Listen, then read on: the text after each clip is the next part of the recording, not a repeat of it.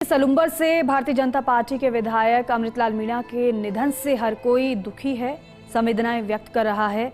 और ये तस्वीरें अस्पताल के बाहर की हैं, जब जो स्थानीय लोग हैं, जो स्थानीय नेता हैं, सभी इस वक्त अस्पताल के बाहर जुटे हुए हैं। और चिकित्सा मंत्री गजेंद्र सिंह खीवसर जी हमारे साथ फोन लाइन पर मौजूद हैं। गजेंद्र जी, बेहद दुखद खबर, बीजेपी विधायक अमृतलाल मीणा अब इस दुनिया में नहीं रहे हैं। किन शब्दों के साथ आप उन्हें याद करेंगे, कैसे श्रद्धांजलि अर्पित करेंगे?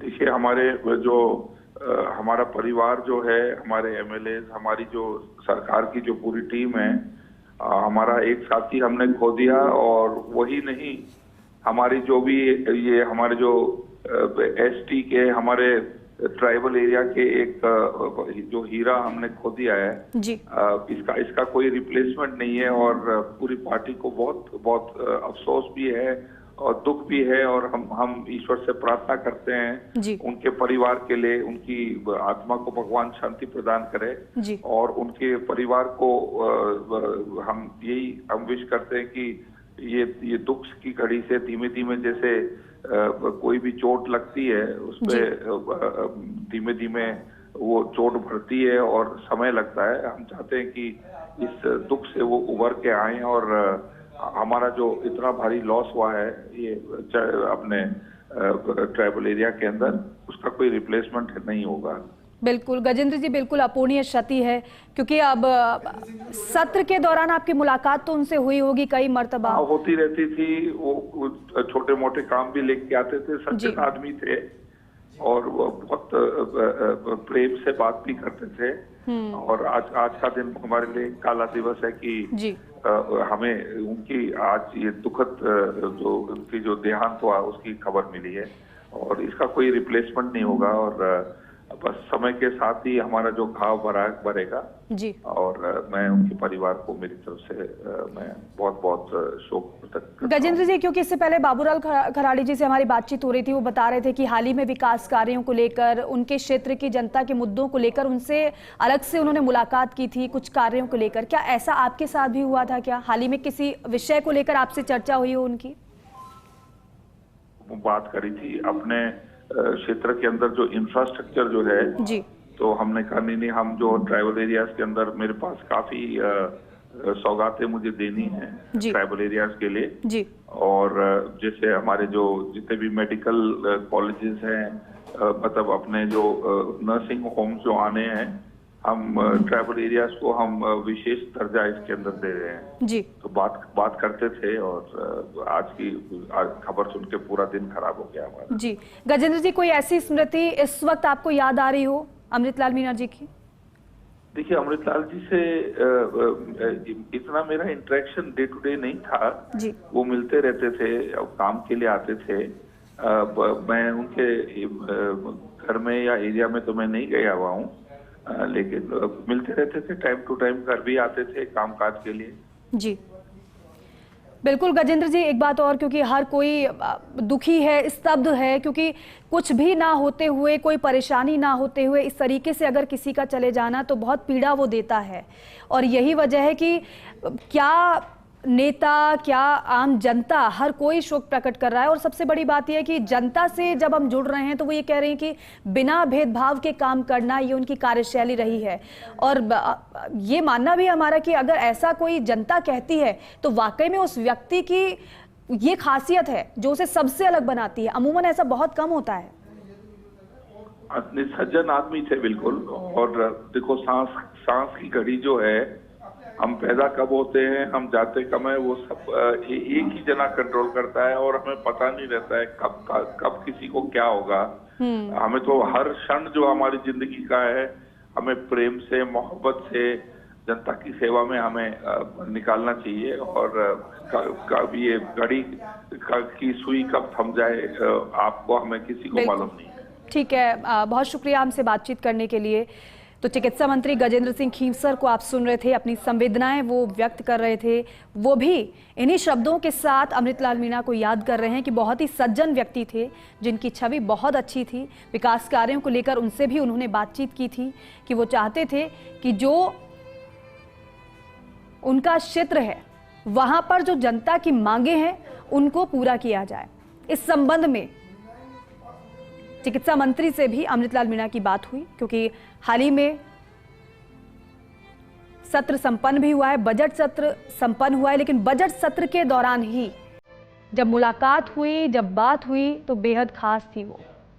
लेकिन आज अमृतलाल मीणा जो खास सभी के थे वो हर किसी को रुला गए हैं। हर कोई दुखी है, हर कोई स्तब्ध है इस बात को लेकर कि अमृतलाल मीणा, जिनकी स्मृतियां ही अब उनके जहन में रहने वाली हैं, भौतिक रूप से अब वो उनके बीच नहीं है। पोस्टमार्टम फिलहाल शव का हो रहा है और उसके बाद सलूम्बर गेस्ट हाउस में अंतिम दर्शन के लिए पार्थिव शरीर रखा जाएगा। आज ही 2:30 से 3 बजे के बीच का वक्त बताया जा रहा है जब अंतिम संस्कार किया जाएगा अमृतलाल मीणा का। तीसरी बार के विधायक अमृतलाल मीणा, जो सदा सदा के लिए खामोश हो गए हैं, जिनकी आवाज अक्सर जब सदन के भीतर सुनाई दिया करती थी, वो सिर्फ अब स्मृतियों में ही आपको सुनाई भी देगी और दिखाई भी देगी, क्योंकि इसके अलावा जब जब सत्र होंगे तब अमृतलाल मीणा नहीं होंगे। और यही बात उनके जो समर्थक हैं, उनके प्रशंसक हैं, पार्टी के परिवार के लोग हैं, उनको खलेगी भी। अगर इस क्षेत्र की बात की जाए, आदिवासी बेल्ट की, तो यहाँ पर पार्टी जब क्षेत्र में मजबूती पर काम कर रही थी, लेकिन इसी दौरान अमृतलाल मीणा के चले जाने की चोट पार्टी को और भी ज्यादा जख्म देकर गई है। जो जख्म समय रहते भर तो जाएंगे, लेकिन जो कमी है वो शायद ही पूरी हो। किसान परिवार से आने वाले अमृतलाल मीणा हर किसी को रुला गए हैं। पूरी पार्टी में शोक की लहर है, समर्थक दुखी हैं, और जिसको जैसे पता चल रहा है, जब पता चल रहा है, वो सीधे अस्पताल की ओर पहुंच रहा है। हालांकि अंतिम दर्शन के लिए पार्थिव शरीर रखा जाएगा सलूम्बर गेस्ट हाउस में, लेकिन जैसे ही लोगों को पता चल रहा है वो सीधे अस्पताल पहुंच रहे हैं, इस बात का इंतजार किए बिना कि अंतिम दर्शन के लिए पार्थिव शरीर रखा जाएगा, तब वो वहां पर पहुंचेंगे गेस्ट हाउस। लेकिन फिलहाल सीधे अस्पताल पहुंचने का सिलसिला सभी का जारी है। भाजपा के कई कार्यकर्ता, भाजपा के कई पदाधिकारी महाराणा भूपाल हॉस्पिटल पहुंचे हुए हैं। ऊर्जा मंत्री हीरालाल नागर हमारे साथ जुड़ रहे हैं। हीरालाल नागर जी, बेहद दुखद खबर, सलूम्बर से बीजेपी विधायक अमृतलाल मीणा नहीं रहे हैं, कैसे आप याद करेंगे उन्हें आज? देखिए, अमृतलाल जी हमारे आदिवासी नेता थे, जमीन से जुड़े हुए रहे हमेशा, और सादगी से उन्होंने अपना ये राजनीतिक जीवन जिया है। निरंतर 3 बार वो विधायक रहे हैं जी, और जिस तरह से वो हमेशा जनता के बीच में रह करके और जनता की अपेक्षा आकांक्षाओं को लेकर के चलते थे। हमेशा मुझे कई बार व्यक्तिगत रूप से उनसे मिलना हुआ है। हाल ही में मैंने भी उनको बुलाया था, तो वो हर जनता की समस्याओं को लेकर।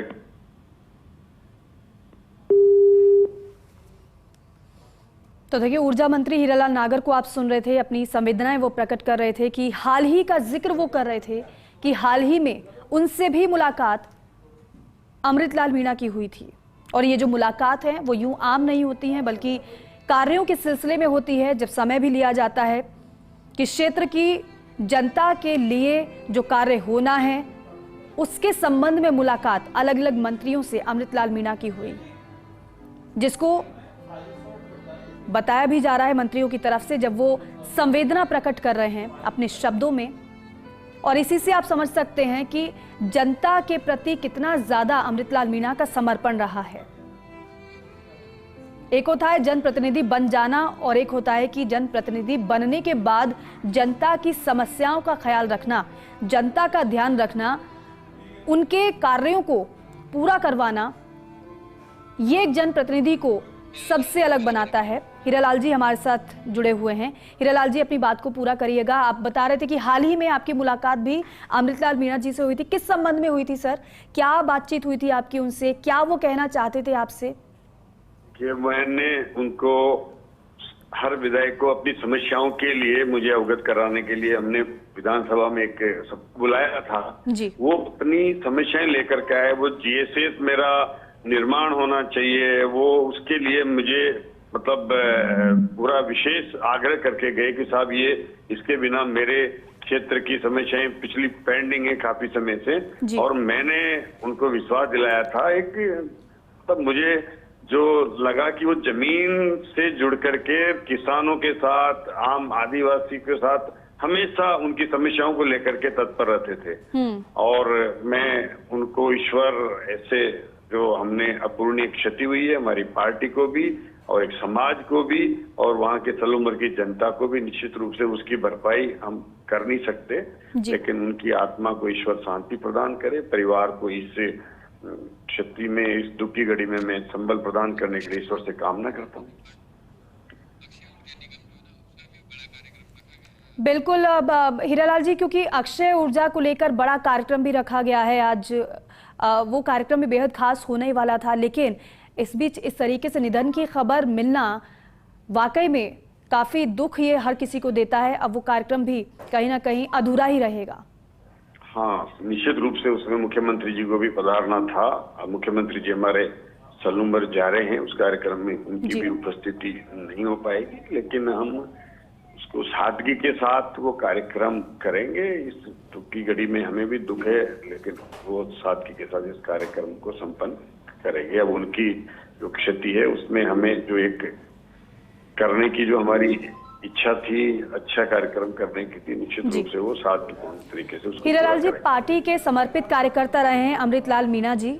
इसके अलावा कोई स्मृतियां आपके जहन में हो, उनको लेकर कभी आपकी बातचीत उनसे हुई हो जो आप साझा करना चाहें इस वक्त दर्शकों के साथ?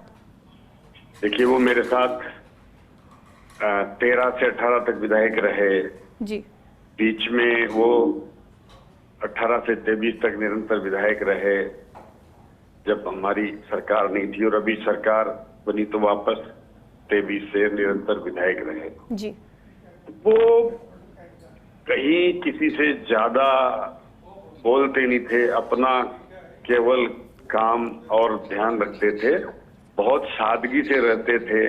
कभी उनको मैंने इतना 3 बार के सीनियर विधायक होते हुए जी। कभी ऐसा नहीं लगा कि वो इतने सीनियर हैं, और बहुत सादगी से रह करके अपनी बात बहुत ही कम शब्दों में कहने का उनका एक स्वभाव रहा था जी। और निश्चित रूप से जिस तरह से वो सादगी से रहते थे यही उनकी विशेषता थी।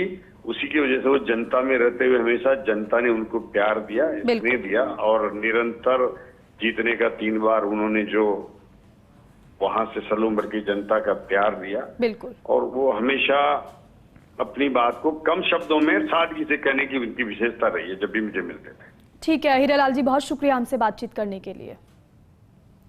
ऊर्जा मंत्री हीरालाल नागर को आप सुन रहे थे, सादगी का जिक्र वो कर रहे थे अमृतलाल मीणा जी के। प्रताप लाल गमेती गोगुंदा से विधायक हैं, हमारे साथ फोन लाइन पर जुड़ रहे हैं। प्रताप लाल जी, दुखद खबर यही कि अमृतलाल मीणा जी अब हमारे बीच नहीं रहे हैं। हर कोई उन्हें याद कर रहा है, उनकी सादगी को याद कर रहा है, और उनका जो व्यवहार सभी के साथ रहा है वो बहुत खास था। लेकिन वो खास इंसान हर किसी को रुला रहा है, आज हर कोई दुखी है। आप कैसे संवेदनाएं प्रकट कर रहे हैं? जी, वो मुझे भी हमारे यहाँ जानकारी में था, कार्यकर्ता थे जी, उन्होंने बताया हो गए, बहुत हाथ हुआ और पूरे कार्य से लाल जी और हमें 2000 थे, और उनका आश्रम क्षेत्र के विकास था वो सुबह से शाम तक पूरे विधानसभा मंत्री हो या अधिकारी हो उनके बार करते थे, और वो पूरे एरिया ने बहुत काम भी किए। और इसकी शक्ति पूर्ति वास्तव में नहीं हो सकती। बिल्कुल जी ठीक है, बहुत शुक्रिया आपका हमसे बातचीत करने के लिए। अपूर्णीय क्षति है ये, जिसकी पूर्ति शायद ही कभी हो। हालांकि समय के साथ जख्म जरूर भरते हैं, लेकिन जो कमी है वो शायद ही पूरी हो, क्योंकि ऐसे नेता का चले जाना जो जनता से सीधे जुड़ाव रखता था, सादगी के साथ जो सबसे मिला करते थे, सादगी के साथ जो अपनी बात को रखा करते थे, व्यवहार जिनकी पहचान था, उनका व्यक्तित्व उन्हें सबसे अलग बनाता है। रवि शर्मा हमारे सहयोगी फोन लाइन पर हमारे साथ जुड़े हैं। रवि, अभी क्या जानकारी मिली है अंदर से पोस्टमार्टम को लेकर? बिल्कुल, देखिए दीपिका, जो पोस्टमार्टम करने वाली चिकित्सकों की जो टीम है वो यहाँ पर पहुंच चुकी है। डिपार्टमेंट ऑफ फोरेंसिक मेडिसिन के जो HOD हैं वो यहाँ पर आ चुके हैं। जिला कलेक्टर अरविंद पोस्टवाल जो है वो यहाँ पर पहुंचे हैं, और अब जो है ये जो पूरा प्रोसेस है पोस्टमार्टम का, ये कुछ ही देर में शुरू हो रहा है। और इसके बाद करीब आधे से पौन घंटे बाद जो पार्थिव शरीर है वो परिवारजनों को सुपुर्द किया जाएगा। और इसके बाद ये जो परिवारजन और जो भाजपा के कार्यकर्ता यहाँ पर हैं, ये पार्थिव शरीर को लेकर यहाँ से सीधे सलूम्बर जाएंगे। सलूम्बर का गेस्ट हाउस जो है वहां पर अंतिम दर्शनों के लिए पार्थिव शरीर रखा जाएगा, और फिर अंतिम संस्कार की जो प्रक्रिया है करीब 2 से 3 बजे के बीच जो है वो इनका जो मूल पैतृक गांव है लालपुरिया सेमारी के पास में, वहां पर होगा। उसके अलावा देखिए, लगातार जैसे जैसे सूचना का प्रसार हुआ है, लोगों तक सूचना पहुंची है, तमाम जो लोग हैं वो यहाँ पर पहुंच रहे हैं। पहुंचने का सिलसिला जारी है। भाजपा के वरिष्ठ पदाधिकारी, कार्यकर्ता, सलूम्बर के और आसपास के जो इलाके हैं वहाँ के जो कार्यकर्ता, पदाधिकारी, अमृतलाल मीणा के चाहने वाले जितने भी लोग हैं वो तमाम लोग यहाँ पहुंच रहे हैं। रवि, इससे पहले आपने बताया भी था कि बाबूलाल खराड़ी जी वहां पर पहुंचे हुए हैं, मदन राठौड़ भी पहुंचेंगे। इसके अलावा जनता वहां पर लगातार पहुंच भी रही है। पोस्टमार्टम की प्रक्रिया भी शुरू हो चुकी है, और पोस्टमार्टम जब पूरा हो जाएगा तो फिर उसके बाद शव परिजनों को सुपुर्द कर दिया जाएगा। रवि, अभी और किसी के और पहुंचने की जानकारी मिल रही है क्या आपको? बिल्कुल, देखिए फिलहाल मंत्री बाबूलाल खराड़ी जो है वो यहीं मोर्चरी के बाहर मौजूद है। रवि, मैं जरा रोक रही हूँ, मैं रोक रही हूँ जरा आपको। रवि, आपका रुख करेंगे हम, लेकिन नेता प्रतिपक्ष रामकेश मीणा जी हमारे साथ जुड़ चुके हैं, उनसे भी बातचीत कर लेते हैं। रामकेश जी, क्योंकि सुबह से जैसे जानकारी मिली कि बीजेपी विधायक अमृतलाल मीणा नहीं रहे, किसी को विश्वास नहीं हो रहा, और तो कोई फर्क नहीं पड़ता कि वो किस पार्टी से आते हैं, क्योंकि जब एक साथ बैठते हैं तो फिर राजनीति नहीं होती, तो फिर दिल भी मिलते हैं। ऐसे में आपसे जानना चाहेंगे आपका उनके साथ किस तरीके का रिलेशन रहा? नहीं, अभी बस ये दुखद समाचार अभी प्राप्त हुआ, और मैं तो स्तब्ध हूँ, हैरान हूँ। अभी जो है, अभी विधानसभा का सत्र चल रहा था, उसमें मिलकर के गए थे। बहुत ही मिलनसार और सद्भावी नेता थे, और हमारे समाज को, आदिवासी समाज के बहुत वरिष्ठ नेता होने के नाते हम मिलते रहते थे उनसे। और मुझे तो ये समाचार सुनकर के मैं तो बहुत परेशान हूँ, हैरान हूँ। मैं तो ईश्वर से प्रार्थना करता हूँ कि दिवंगत आत्मा को शांति प्रदान करे, और उनके परिवार वालों को ये दुख सहने की क्षमता प्रदान करे। मैं तो यही कह सकता हूँ। बिल्कुल, हम समझ सकते हैं, क्योंकि हर किसी का दुख जो है वो फिलहाल अभी झलक रहा है। आपका सर कोई संस्मरण उनके साथ, चाहे हम सदन की बात करें, आपने कहा कि कुछ दिनों पहले ही आपकी मुलाकात हुई थी उनसे, तो क्या यादें ताज़ा हो रही होंगी अभी? ये दो सब मिलते रहते हैं हम आपस में, और बहुत ही मिलनसार व्यक्तित्व के धनी थे वो। जन नेता थे, लोगों की आवाज सुनते थे, लोगों की संकट की घड़ी में साथ देते थे। चलिए ठीक है सर, आगे भी आपसे बातचीत हम करते रहेंगे। वाकई में बेहद दुख की घड़ी है उन परिवार के लिए भी, उन अपनों के लिए भी जिन्होंने अपने नेता को खो दिया, अपने चाहने वाले को खो दिया। बहुत शुक्रिया रामकेश जी हमसे बातचीत करने के लिए। और जाहिर सी बात है, कहते हैं ना कि एक नेता हो या कोई ऐसा व्यक्ति जो हमेशा सिर्फ अपने परिवार के लिए, अपनों के लिए नहीं, बल्कि अपने आसपास के लिए, लोगों के लिए भी सोचता हो, अपने इलाके के लोगों के लिए भी सोचता हो, अपने समाज के लिए भी सोचता हो, और फिर जो एक बड़े पद पर हो उसका यूं चला जाना, चाहे वो पंच तत्व में विलीन जरूर हो जाएगा, लेकिन वो जिंदा रहेगा अपने काम की वजह से, उन यादों की वजह से जो वो छोड़कर गया है, दे गए योगदान की वजह से। और इसीलिए आज हर कोई उन्हें याद कर रहा है। तो वहीं विधानसभा अध्यक्ष स्पीकर देवनानी ने भी शोक जताया। हम आपको वो जानकारी दे रहे हैं। उन्होंने याद किया जुझारू नेता के रूप में उन्हें उनकी पहचान थी ऐसे। वे इस बार तीसरी बार विधायक बनकर विधानसभा पहुंचे थे। इससे पहले वे 14वीं और 15वीं राजस्थान विधानसभा के भी सदस्य रहे। अपने क्षेत्र के लोगों में उनकी अच्छी छवि थी। वह सामाजिक कार्यों में आगे बढ़कर भागीदारी निभाते थे। परमपिता परमेश्वर से प्रार्थना है कि उनकी पुण्य आत्मा को अपने श्री चरणों में स्थान दे, साथ ही परिवारजनों को इस दुख की घड़ी में संबल प्रदान करे। जैसे कि हम आपको कह रहे हैं कि पीछे रह जाती हैं यादें, और वो यादें ही जिंदा रखती है उस व्यक्ति को, वो काम ही याद रखते हैं उस व्यक्ति को, वो स्वभाव ही याद रखता है। तो जब तक वो लोग उनके कामों को गिनाते रहेंगे, याद करते रहेंगे, अमृतलाल मीणा यूं ही जिंदा रहेंगे। सलूंबर में आप चले जाइए, हर कोई अमृतलाल मीणा से ही उस सलूंबर की पहचान अब होने लगी थी, उस इलाके की पहचान होने लगी थी। रवि, क्योंकि तीसरी बार भी विधायक बने, उस वक्त भी बने जब कांग्रेस का काल था, तो ऐसे में बहुत सारे ऐसे काम उन्होंने किए होंगे जिससे शायद अब उंगलियों पर गिनना भी नामुमकिन होगा। ऐसे में किए गए जो काम जो आज लोगों को फायदा दे रहे हैं, आदिवासी समाज को फायदा दे रहे हैं, उसके बारे में जरा बताइएगा।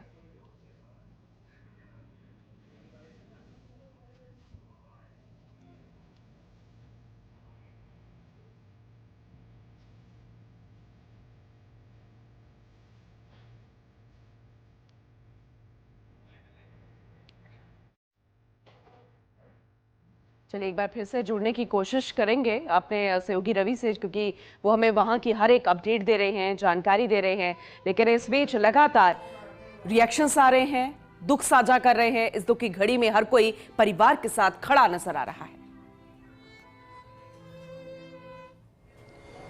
बहुत ही हमारे एक 3 बार का साथी विधानसभा में मेरे साथ में जाने वाला बीच में से चला गया, तो बहुत ही बड़ा दुखद की घड़ी है। और हमें इस क्षति को पूर्ति करने में समय लगेगा और कर नहीं सकेंगे, क्योंकि मेरे एक भाई की तरह हम एक जनजाति कमेटी के मेंबर भी थे। 2013 और 18 में विदेश यात्रा भी की।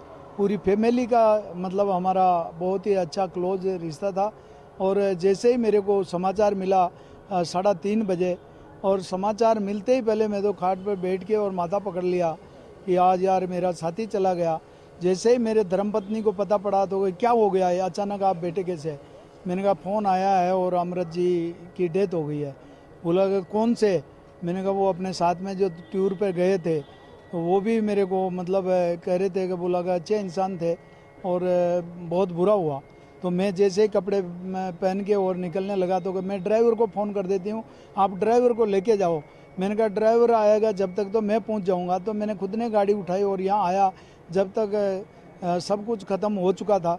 और फिर परिवार को और बुलाया, उनको उनकी मतलब शरीर का दर्शन करवाया, फिर मोर्चड़ी में रखवाया। अभी उसका पोस्टमार्टम की कार्रवाई चल रही है।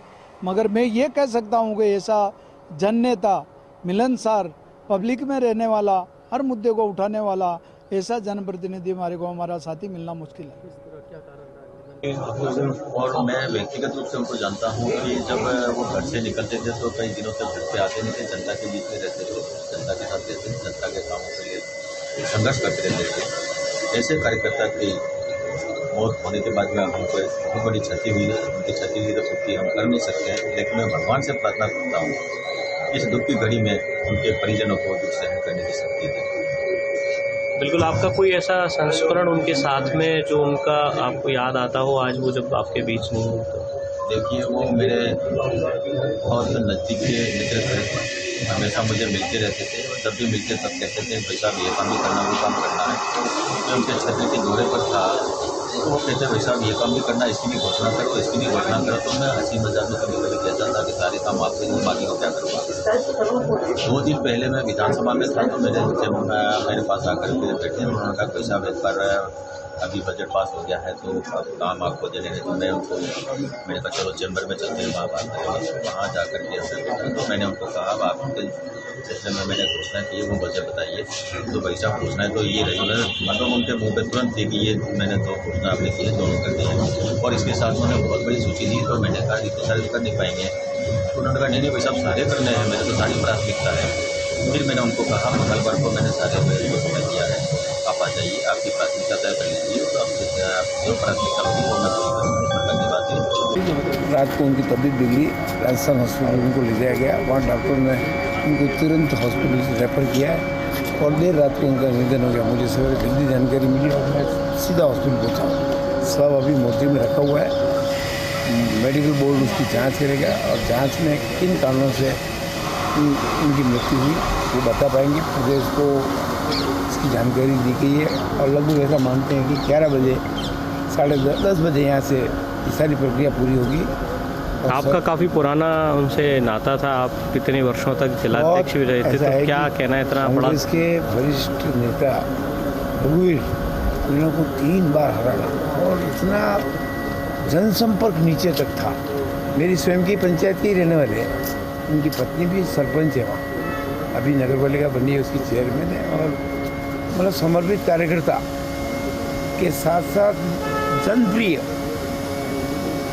तीसरी बार हम रघुवीर मीणा को हराकर जीतना कोई साधारण बात नहीं है। ये पार्टी के लिए अपूर्णीय क्षति है जिसकी पूर्ति कब होगी?